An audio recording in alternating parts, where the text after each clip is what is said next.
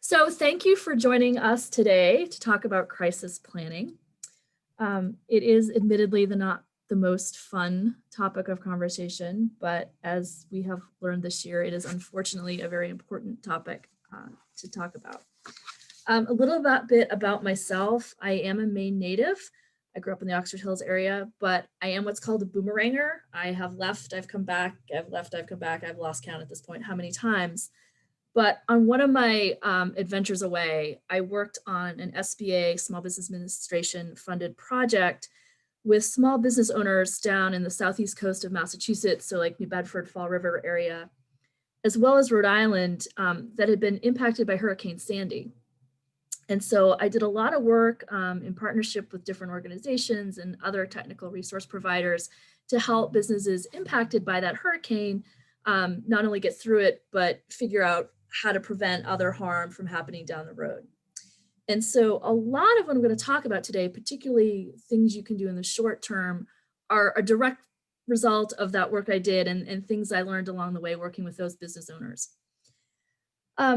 Couple of caveats. One is that this really is a huge topic.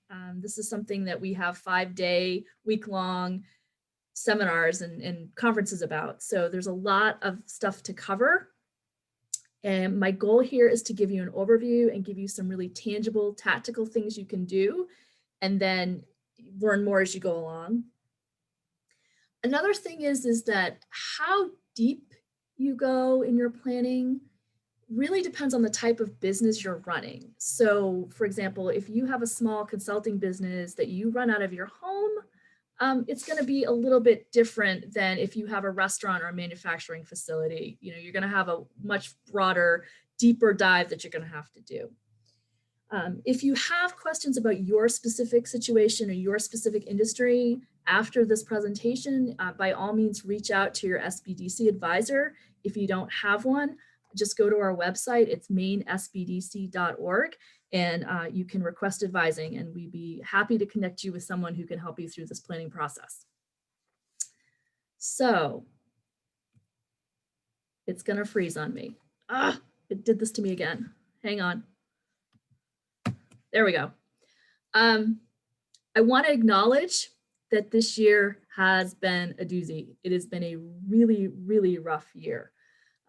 Many of you have faced challenges in your business that you never even dreamed about. Many of you are, you've had to reinvent your business, you've had to pivot, you've had to find new ways of doing things. Some of you are trying to run your business with kids that are home from school or figure out hybrid learning schedules. And, it's been a doozy of a year. I want to acknowledge that. The good news, if there is any, is that a lot of the stuff that we're going to talk about today, you've actually had to do kind of on the fly. And so the test now is to kind of put all this hard-won knowledge that you've had and all this stuff you went through addressing COVID and kind of contextualize it and put it into a framework so that whatever comes down the path next, you're going to be ready for and you can be prepared for. So I'm a big fan of a book. It's called Start With Why, written by Simon Sinek, and there's information down at the bottom of the slide. He also does a TED Talk if you're not into reading books, but I like to start out with why this is important. And the reality is that even though most small businesses are more likely to be impacted by crises and disasters, we're actually less likely to be prepared for them. Most small businesses don't have a plan in place for when a disaster hits.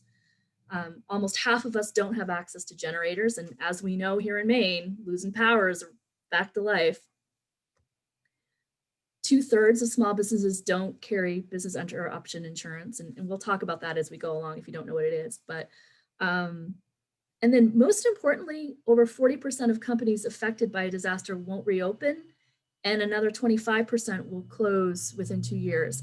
And we don't want that to happen to you. We don't want that to happen to your business. We don't want that to happen to the state's economy. So our goal here is to say, okay, what can we do to strengthen and make sure that our businesses can react when bad things happen? as we've seen, there are all types of crises, and we're going to use some interchangeable language here. We used to talk about disaster planning, and as the world has changed and grown and evolved, we kind of use crises now because I've done this before, and I'll tell you, global health pandemic was not on the top of this list. There are other things like natural disasters, and again, being here in Maine, we know every once in a while we're going to have a really bad ice storm and we're going to lose the power for a few days. Blizzards, we know northeaster is going to roll through.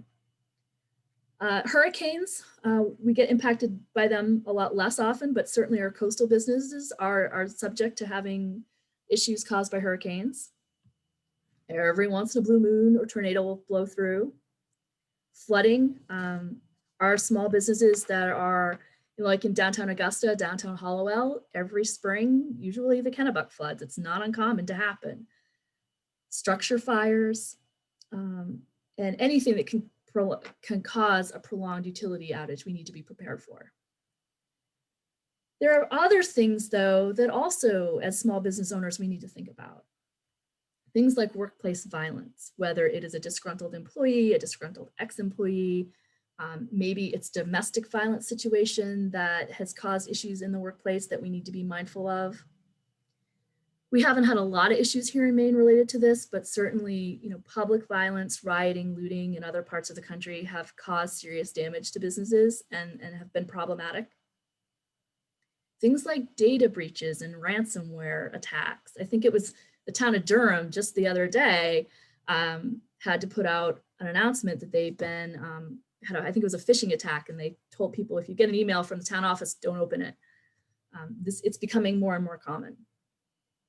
Employee misconduct, theft, whether an employee stealing from you or you get broken into, that can be a huge crisis for you. Basically anything that you don't want to open up the Portland Press Herald, the Bangor Daily News, or the Sun Journal and see splashed across the front page of the paper about your business is a crisis. And while you can't possibly plan for everything, you can get a lot of things in place and cover your bases. Lest you think this stuff doesn't happen, I went through, just in the past couple of weeks as I was putting this presentation together, I went through and pulled out some headlines. And I want to be really clear, I'm not picking on any of these businesses. This is all public information. I'm just using this for educational purposes. Probably the most widespread was apparently an ex-employee of a company put razor blades into pizza dough. And in this situation, it not only impacted the grocery store that was selling the dough, it impacted the distributor of the dough, and it impacted the restaurant, which has the same branding as the pizza dough in question. So this was a triple whammy in terms of just one disgruntled employee affecting 3 different businesses up and down the supply chain. Another unfortunate thing that happened just last week, business here in Turner, she got a phone call from the cops saying, hey, there's been an accident. And, you know, unfortunately, someone had a medical problem and drove their car into this woman's building. And so now, you know, there's damage to her. You can just see on the screen, this is from the Sun Journal, pictures of the damage done inside to her inventory, as well as the physical structure itself rather. And this was through no fault of her own, it just happened. And then admittedly, this is a terrible slide, but I just wanted to give you some other examples. Invasive insects that are targeting maple syrup. You know, here in Maine, we have a lot of natural resource-based industries. And so we have to be mindful of there may be environmental issues that may impact our businesses. Somebody got arrested by the FBI from embezzling money from a Portland financial institution. And then just yesterday, a storage facility in Bangor caught on fire. All of these things were just in the span of a very short time period. And I'm sure if I looked even a little bit harder, I would have found more. My point is that this stuff happens, it happens all the time, and eventually it's going to happen to you. Hopefully not, but you want to make sure you're prepared. There's essentially 4 steps to what we call crisis planning. One is just the plan itself. And I've broken this out into short-term stuff and long-term stuff. But the plan itself is not something you do and then stick on a shelf and forget about. And that's really, really important. This is something that you're going to test. Just like when we were kids in school, we had fire drills. You're going to want to have fire drills. You're going to want to put whatever plan in place and test it out, poke holes in it, have your employees, have outside advisors check it, review it. And as you learn what works and what doesn't, you're going to want to review the plan, you're going to revise it. Maybe you do this once a year. Maybe, depending on the type of business you have, you may do this quarterly or twice a year. It's going to depend. But again, this isn't something you just sit on the shelf.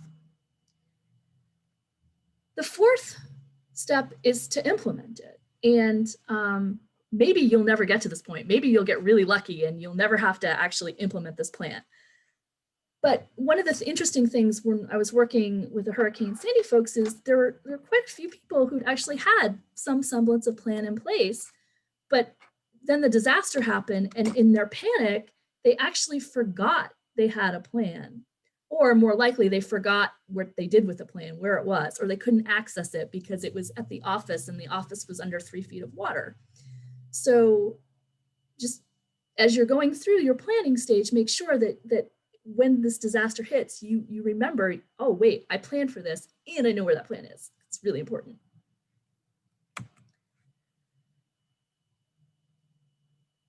What I've done here is I've pulled out some things that you can do relatively short term, like maybe now, between now and the end of the year. Carve out a few hours a week. In reality, these are things you probably should do anyway, just in the course of doing business, but so often we're focused on running our business and working on the business, working in the business rather, that we don't step away and work on the business. And this is one of those work on the business things. And so these are things that you probably should do anyway. They are things that, for me, that are going to give you, quote unquote, the most bang for your buck. Just looking at this stuff alone is not going to cost you any money. But if you're going to spend money on your business, these are the things you probably want to spend some money on. And 3, they're really practical things and can, no matter what happens to your business, they're going to offer you a really, basic foundation of protection. It's kind of like, if you want to build a house, big fancy house, you need to make sure you have a good foundation. These are the things that really provide the foundation of your business continuity, whether you call it continuity plan or resiliency plan, whatever you want to call the plan, this is the foundation of that plan. The first way we protect ourselves and our business is through the legal structure just of the business. So one of the things that I see a lot are businesses who start out as sole proprietors, and it's cheap, it's easy. When you start out, you don't have a lot of assets, maybe you don't have a lot of revenue, or maybe you start your business when you're single and you're renting an apartment. And here we are 5 or 10 years later, you're still a sole proprietor, but you have significant revenue, you've added employees, maybe you got married, you bought a house, you have retirement accounts, you got kids, the full catastrophe, as someone calls it. You have things that you need to protect. And so maybe it doesn't make sense for you to be a sole proprietor anymore. Maybe it's time to take a look at your legal structure and have a conversation with your attorney and say, hey, these things have changed. Should I be an LLC now? Should I incorporate? It's important to ask yourself that question. Similarly, if you have a partnership, if you're in business with someone and you don't have a partnership agreement in place, this is the time to put that in together, meet with an attorney, get a partnership agreement drawn up that spells out what happens if one of you dies, what happens if one of you becomes incapacitated, what happens if one of you gets divorced, what happens if one of you simply just wants out of the business. Those legal structures, both how your business is legally formed and those partnership agreements in place, will help you sort through any sort of disaster or any terrible thing that may happen coming down the pike. So that's really important. The second thing that we use to protect ourselves is insurance.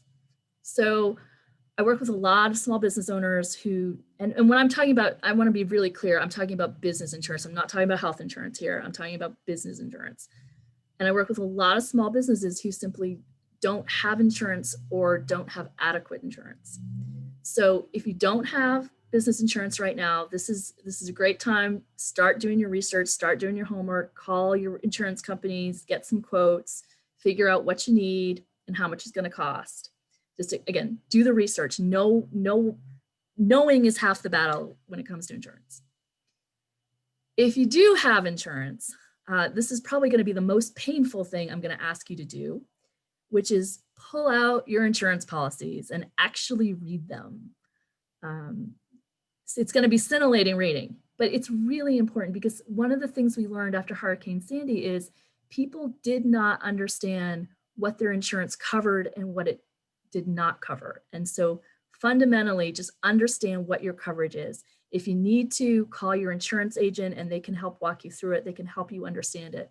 But just knowing what you have right now is so important. A lot of you are probably going to have what's called an umbrella policy, but it's going to include a bunch of different things. And these are all things that you're going to want to think about. What is liability insurance, or sometimes we call it errors and omissions insurance? This is what happens if something happens and they sue you. Somebody sues you, whether through you screwed up, or your employee screwed up, or they had an accident, they fell on the ice coming into your store, that kind of thing. Liability insurance is really important. I'm a big believer that all businesses should have some liability insurance. Another thing is property insurance. Whether you are renting, you own your own facility. Some of you may have bought equipment recently, and maybe you need to add that equipment to your property insurance. Make sure that that's covered. Check into that, check into your limits, check into your premiums. Business continuity, sometimes we call it business interruption insurance. This is a tough one. There's a lot of back and forth about this. It has certainly saved some businesses, but as we learned in COVID, it's not perfect. It's a tool in the toolbox. It can be expensive, and it doesn't cover everything. As unfortunately we learned this year, a lot of folks, when states shut down, they thought their business continuity insurance policies would cover it. And a lot of insurance companies were like, oops, sorry, we don't do global pandemics. So it's something to look into, and I would encourage you to look into it, but there may be other ways for you to mitigate your liability and mitigate damage other than the business continuity insurance. But it is a good tool in the toolbox to have. Company vehicles, typically they are already insured because you have to insure them to put them on the road. But sometimes this is a way, check your coverage, make sure you have adequate coverage. Sometimes this is a way to actually lower your costs because maybe your vehicles are older now and you don't have to carry so much insurance on them. Finally, there's something called key man insurance, and being a woman, key woman insurance. This is insurance for you in your business. So if something happens to you, if you die or become incapacitated, there's business coverage in place.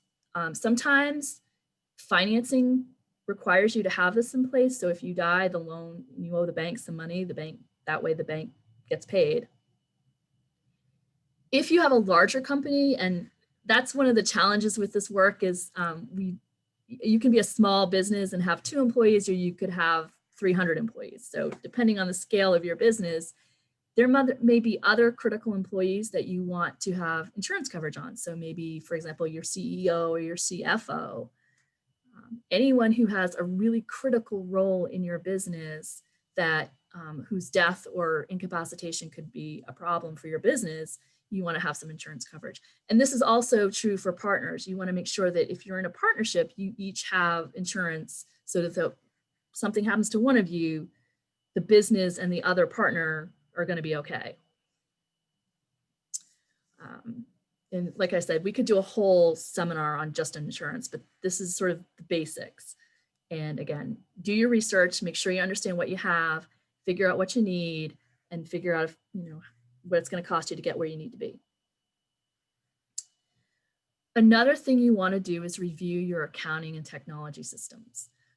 A lot of you are already using cloud-based systems for backup, and that's great. Not only does it enable you to access stuff on a daily basis from your office, but you can access it at home. If we ever get to the point where we can take vacations again, you can access it when you're away. That's great. Some of you may be using old backup technology, particularly servers, maybe even tape servers where you've got your tapes and you put them in a safe and then you go home. One thing folks have found with those tapes is that you can put them in a safe, fireproof safe, but they're not always heat resistant. So even though the tapes don't burn up, they melt. And either way, you can't use them. So think about how you're keeping your backups, your data, making sure it's off-site, making sure you've done all your bases to cover anything going wrong. I've also worked with a lot of folks lately who still do handwritten ledgers like the Dome books. And I would encourage you that if you're in that situation, I really encourage you to find an online accounting system. They're pretty inexpensive these days. If you just have no interest in that, make sure you at least have a system in place so that at the end of the day, those ledgers are being locked up in a fireproof safe, minimal. Because if those things were to go up in flames in a fire, you have no way of tracking your expenses or your revenue other than bank statements. And trust me, that's painful. You want to test any security and safety equipment. You know, we're all kind of, a lot of us anyway, are in the habit of anytime we change the clocks, we check the batteries in our smoke detectors at home. Do that for your business as well. Get on a system where you're checking your batteries and your fire extinguishers, sorry, I'm talking a lot here. Checking the batteries in your smoke detectors, checking your fire extinguishers, making sure they are up to date. Any other security equipment you may have, security systems, just test them, make sure they're still working. Related to security, and if you have a facility, do you know who has keys to your building? Do you know who has access? Do you track who gets keys and who returns them when they leave? Is it possible that you have former employees with keys to your business? When was the last time you changed the locks? Similarly, if you have a security system that people punch in to get in, when was the last time you changed that code? My daughter's daycare, anytime a staff person leaves, the daycare changes the code on the door. And as a mom, it drives me nuts because half the time I get there and I can't remember what the code is to get in the building. But I'm glad they do it. It's part of their safety plan, and I'm really glad they do it. So that's something, if this applies to you, if you've got a security system in place, make sure you're periodically changing those codes so that just to help limit any repercussions that may come down the pike. Next step, keep an emergency contact list. This would be a list of your employees, their emails, their phone numbers. Also your key contacts like your insurance agent, your accountant, your attorney. You might even want to have on that piece of paper your insurance policy information and the policy number. And then any key vendors or distributors. If you're renting, you might have your landlord contact information on that emergency list. And you want to make sure that this list is readily available. Again, it's not something you just do and stick on the wall in your office, but you need to make sure that this is available at home. If you're on vacation, maybe you have it on your phone. If you have a smartphone, you save it in your Dropbox that you can access it from anywhere. Because if your physical location is destroyed in a fire, you're not going to be able to go in and pull that list off the wall. Another thing that you can do pretty readily, speaking of smartphones, is take pictures. And again, this is something that a lot of my former clients wish they'd done. Take pictures of your equipment, take pictures of your office space, if you have a retail space, take pictures of the fixtures. If you have a lot of inventory, take pictures of your inventory, because sometimes disasters happen, and when you go to file a claim with your insurance policy, you have to prove that you actually own this stuff. And sometimes there's no way to prove it. And if you can't prove it, the insurance company may not cover it. So having pictures is one good way to help you with any insurance claim that may come down the pike. Lastly, think about a designee or a succession plan. If something happens to you, again, if you were to pass away or become incapacitated, who's going to run your business? Who's in charge? Who is at least going to be in charge of notifying your employees? Or maybe you're a sole proprietor, maybe you're a single member LLC and you're your business. Well, what happens? Who's going to notify your customers that something happened to you? You can't bet on someone reading the obituary or reading it in the newspaper. So whether it's your spouse, whether it's an attorney, whether it's the executor of your will, make sure that there's someone who can get into your stuff and at least has a way of notifying people that, hey, we're closed and this is why. So this is a lot, but if you do these things, you've got your foundation in place, right? You've got your legal structure, you've got your insurance, you've looked at your accounting systems, everything's backed up, taken care of, secured. You've got your building, your facility secured, you've got your emergency contacts, you've got your pictures saved somewhere. And then if something does happen, there's somebody who can deal with the fallout. Good foundation. I'm just going to click over real here. I want to see if there are any questions. Check the chat to see if there are any questions. So I noticed there are some startups here. Take all this as you're working on your business plans. Take all this into consideration. A lot of banks now, especially if you're looking for financing, they want to know how, if you're starting a business, how you're going to respond to emergencies and disasters, and what is your plan to deal with COVID. So while this is really targeted to existing business owners, this is all great information for startups as well. So the next phase, and I apologize, I don't if I said this again, but this is stuff. Try to do this all between now and the end of the year. Carve out a few hours a week, touch base with your attorney, touch base with your insurance agent. Take this one step at a time. It can be really overwhelming. It can also be anxiety provoking because these are not things that we like to think about, but we got to do it. And so if you take it just a little bite at a time, it's easier to do. And my screen is frozen. We'll get there. Come on. We have a slow internet. So the next thing I'm going to talk about is the long-term plan that you're going to do. And we do have a resource on, I believe it's available on our website, but if not, we can email it out to you. And it's a template. It's a guide for creating a long-term resiliency plan for your business. And sorry guys, this is not going forward. I'm going to stop the share and then start it again, because hopefully that will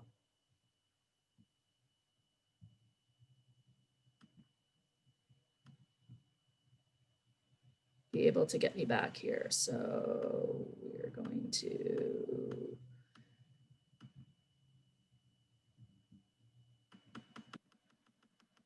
there we go. Zoom slideshow.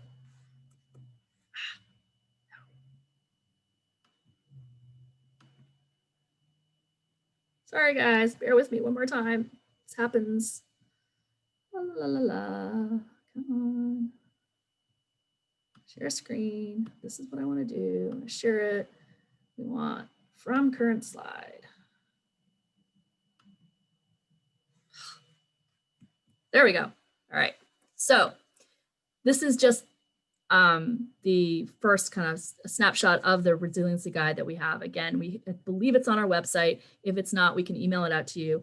And this was something that was developed by the Washington State Small Business Development Center, but they allowed us to adapt it for Maine. And so there's some Maine specific information in it. This plan is something that you are not going to want to do alone. This is pretty time intensive. It's going to take you a while to put together. If you have a staff, and particularly if you have a larger business with a larger staff, you're going to want to pull together a team to work on this. You may have a core team, somebody from each department, and then each department may have their own little team working on their specific plan. part of the plan. The first step you're going to do is what we call risk assessment. You're going to really focus in on what are the most likely things to go wrong for your business. And some of this is going to be driven by geography. So here in Maine, we know we have to deal with extended power outages. It's fact of life. Blizzard, nor'easter. Do we have to worry about tornadoes? Well, we're not Oklahoma. It's possible, but unlikely. Another thing you're going to have to consider is the type of business you are. So if you're a restaurant and you lose power for a week, you got to deal with throwing all your inventory out and reordering it, and it can be really, really costly. If you're a retail store and you have to close for a week because you don't have any power, yes, it hurts your revenue, absolutely, but you don't have to ditch your inventory because, you know, if you're selling clothes, you're not going to have to ditch that. They're still going to be fine a week later. So you're going to have to adapt this plan for the type of business that you have. The other thing you need to think about, though, are the risks to your suppliers and your distributors. So, for example, I had several clients during COVID whose main suppliers were in New York City. And even though they could have stayed open here in Maine and continued producing their goods, they couldn't because they couldn't get their supplies because New York City was locked down. So even though we kind of tend to think that maybe we're immune from stuff that happens elsewhere, we're not. We're in a global economy. So I've got another client right now who gets a lot of supplies from Northern California, and one of her suppliers lost their facility in a wildfire. So she's having to go back and try to find other suppliers. So think about what's going to impact your suppliers, and then on the other end of it, what could impact your distributors so that could prevent your goods from getting to where we want them to go. You're also going to want to take a look at the assets that are at risk. Obviously, your staff, human capital is we want to make sure our staff are taken care of, our customers are safe. But also think about, what's the most likely thing to hurt our finances? What about our reputation? What may have the most damage on our physical location or our equipment? And then kind of scope the magnitude, whether it's loss of life or serious injury, business interruption, any sort of lawsuits that might happen or penalties. Like if you have an environmental accident, maybe the EPA or the state may, you may be fined for something, property damage, financial losses, all this stuff. You're kind of take a holistic say, okay, what could possibly go wrong? How likely is it? And what's the magnitude of things that could happen?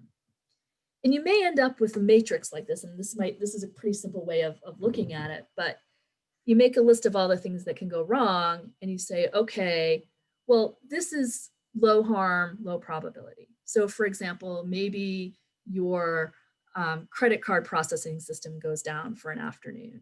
It happens occasionally, low probability in the grand scheme of things of it happening, but there's also low harm. You can process credit cards manually. Or maybe you just put a sign and say, cash only right now. The harm is low. You can get through a couple hours of having that system down. Then you have low harm, high probability. So in this case, think about snowstorms. We know that we're going to have a snowstorm in Maine. And I'm talking just your average run-of-the-mill, 3, 4, 5 inches of snow. Maybe one of your employees gets into a fender bender on the way to work and they're late. High probability of happening, but in the grand scheme of things, low harm to your business. Then we have the high harm, low probability stuff, and this would be like a tornado. Low probability of your business being trashed by a tornado. If it happens, it's pretty significant damage. And then you've got high harm, high probability. So, and I think, extended power outages are a high probability. They happen a lot here in Maine, and they can cause a lot of harm depending on the type of business you run. And so when you're doing this planning with you and your staff and your advisors, you want to really start focusing on those issues that are really high harm, high probability, because those are the things you want to spend your resources on to cover. This low harm, low probability stuff, you've probably got a plan in place anyway, or that foundation that you've already established is going to take care of this stuff. And then once you get the high harm, high probability stuff dealt with, then you can kind of move on to these other quadrants of, well, it might happen, might not happen. And again, if you have that strong foundation in place, a lot of that stuff's going to get taken care of.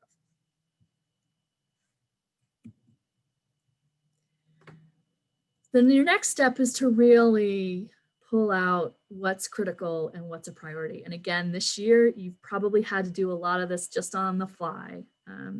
Maybe you weren't initially designated an essential business, and what did you do? And if you were designated an essential business, how did you manage that?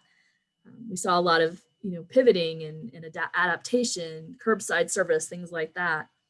So you probably learned where your pain points are in your business, what your critical functions are, and also what's the time frame of harm. For some of you, a day or two or even a week, again, it might impact your bottom line, but it doesn't shut you down for good. It doesn't have long-term consequences.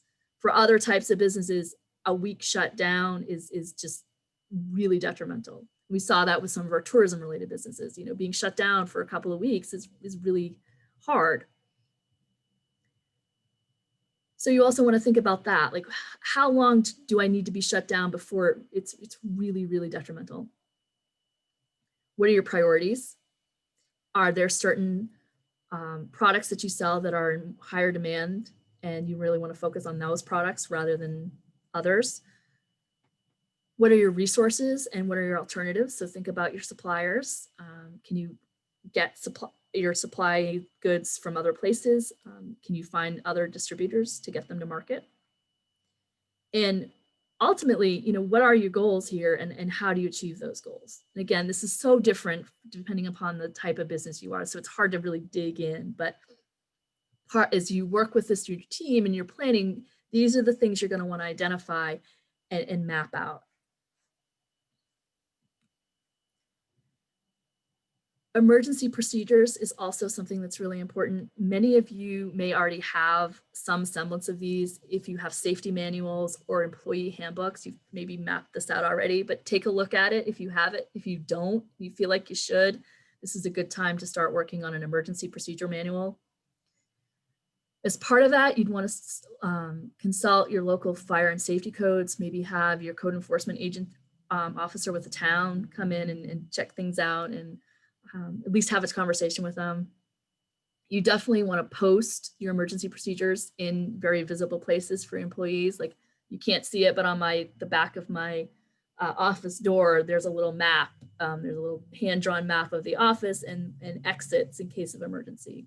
Just simple things like that can go a long way to both helping your employees, but also helping your liability, because at least you can say, okay, I gave them a map to get out of the building.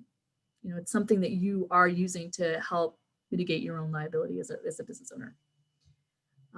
And then if you have if your customers are coming to you, you may also want to think about, okay, if a customer's in here and something happens, are they going to know what to do? At the very least, make sure your exits are clearly marked.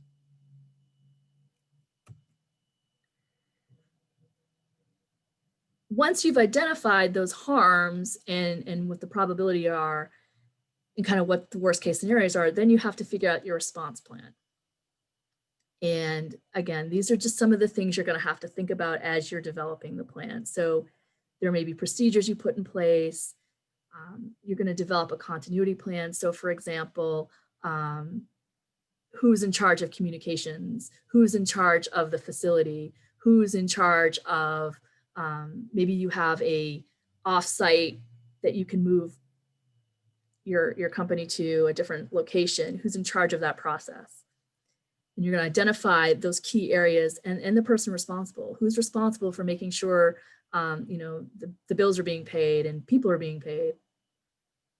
You're going to identify alternative suppliers, your backup resources. We've talked a little bit about that already. If there's anything, in terms of risk mitigation, preventive measures you can do. And then again, like, maybe you develop an employee manual or a safety manual for some of this stuff. The communications plan. This can be really critical, especially if it's something that is really highly visible in the media.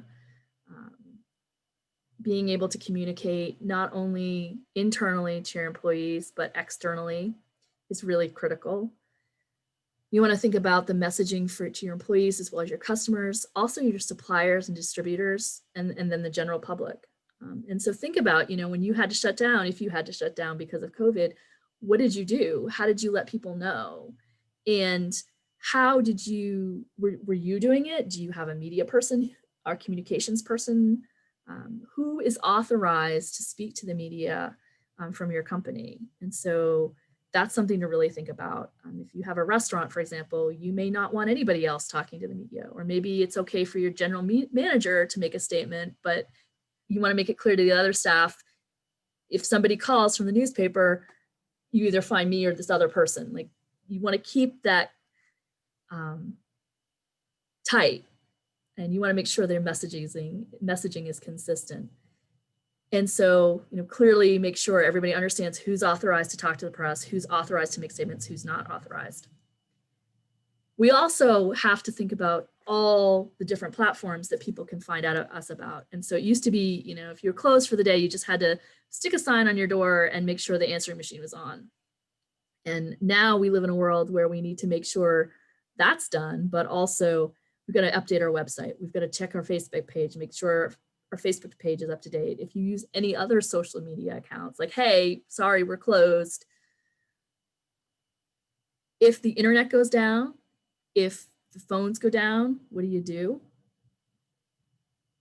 A lot of our news stations and our radio stations have cancellation and closure lists. So maybe if you can't get in touch with some of your employees because they have bad cell phone service, you can contact the news media and say, hey, can you put on your scroll in the midst of all the other cancellations that we're closed for the day, and let your employees know that, if there's ever a question, check CSH or check WMTLU, or maybe you have a specific number emergency line, the hotline that people can call where you've got a recording that says we're closed. Think about if you have to issue any press releases or statements, signage that we talked about that, and then alternatives if systems are down. So again, this can be as complicated or as simple as you need to make it depending on the type of business. I'm just gonna scroll really quickly through the comments before I keep going here. People just introducing themselves. Yeah, online only. I would definitely check with your insurance agent about that. So, okay. All right. So communications and PR, talked about that. And it's gonna freeze on me again. Stop the share. And we're gonna start again. This seems to be the only way that I can get around this here.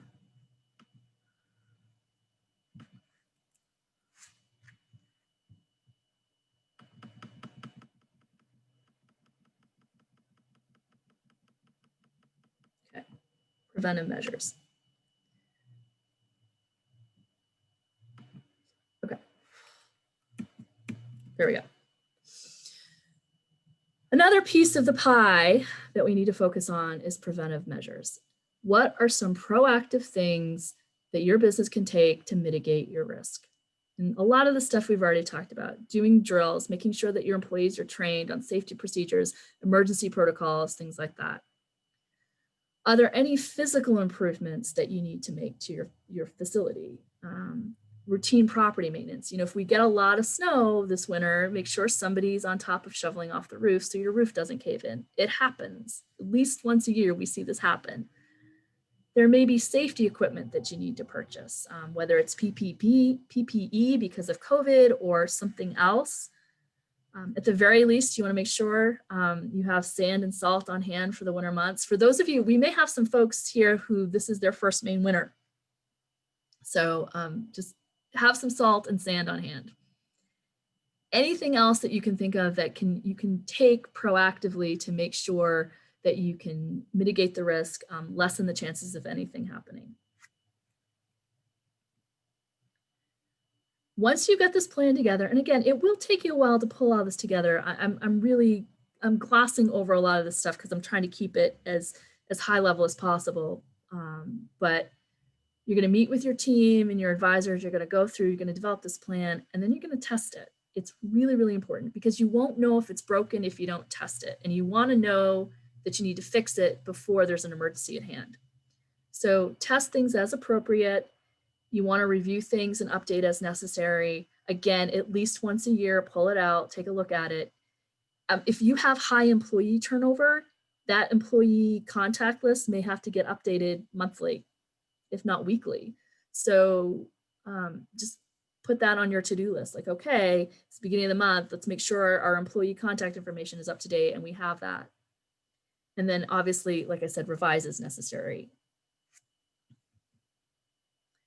So something bad has happened and you did all you could, but still, you had some impact. You have some building damage, you have some economic damage as a result of it. What do you do?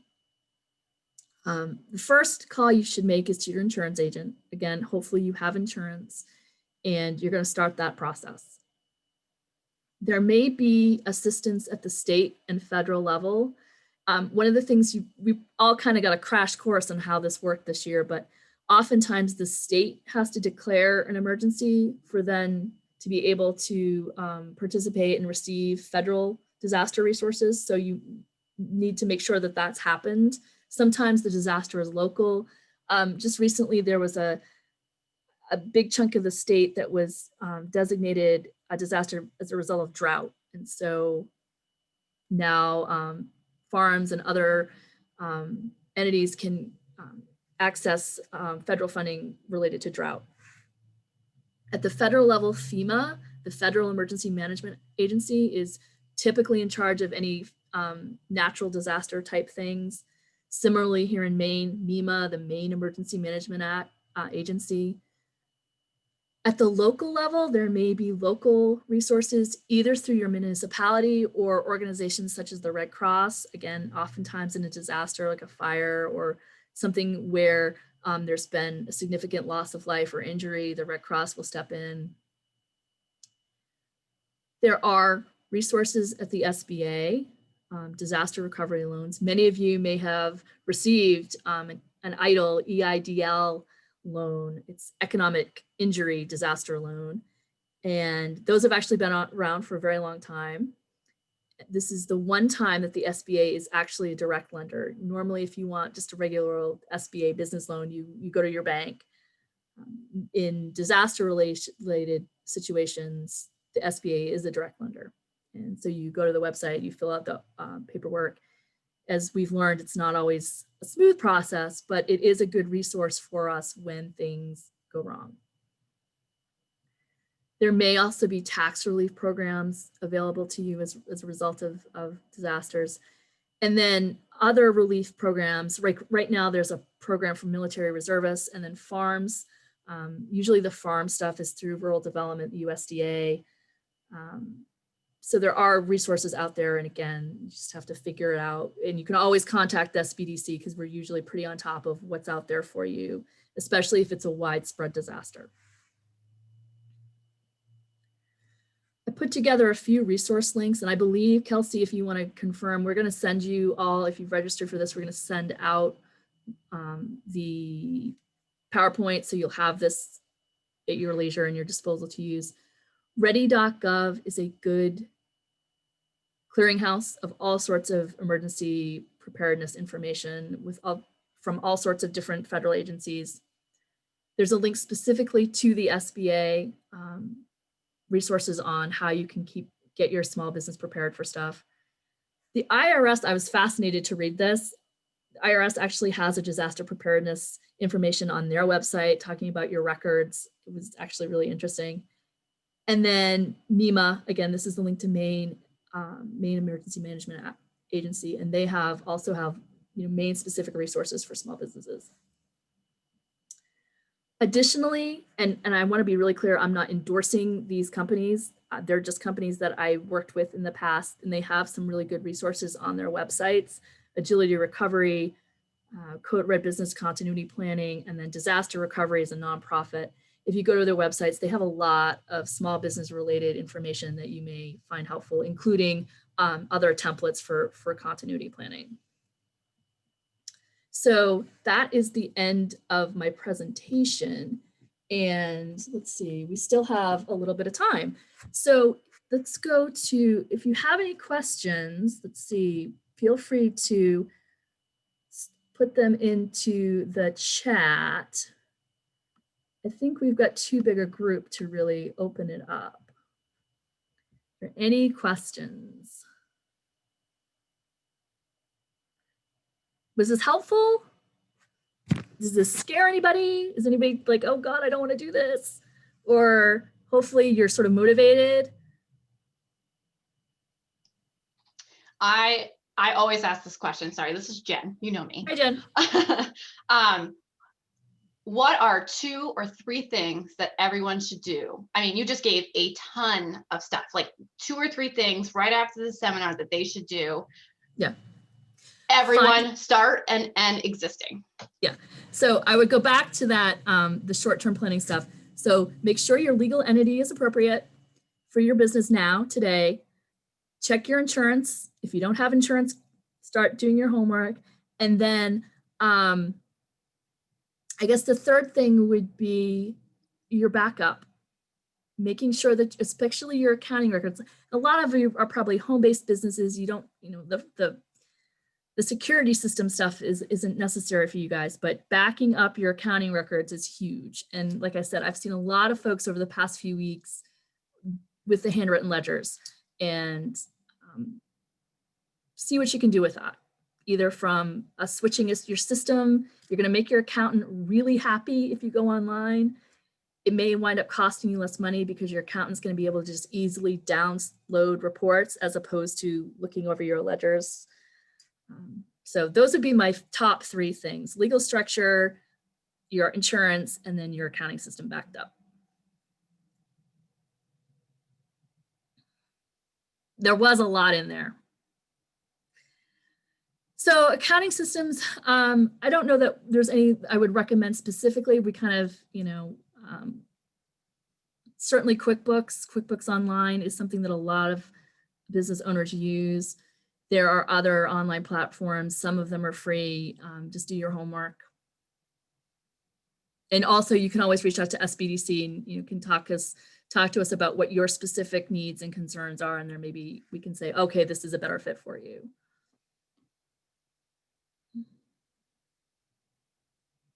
There will be QuickBooks webinars in January. Okay. So like I said, I'm not set up, okay, so employment search criteria. Jen and Kelsey, I'm gonna have to leave that to you. Fulfill employment search criteria. How do I get proof of workshop attendance? So you have to work with the DOL to get that. So anybody here who is looking for work search credit, we haven't really coordinated with them. They've just listed our workshops. So coordinate with your DOL rep, or anybody at DOL probably can help you on how you should record this, because we aren't an official certification or anything. There's nothing like that. So connect with them. So again, there will be a QuickBooks seminar in January. If you need any other assistance, you want to talk more about this, feel free, go to our website, mainsbdc.org. If you don't already have a business advisor to reach out to, just request advising, and we will be happy to get in touch with you and talk about your specific needs. Okay. Have a great day, everyone. Thank you so much for joining us. I hope this was informative, and good luck.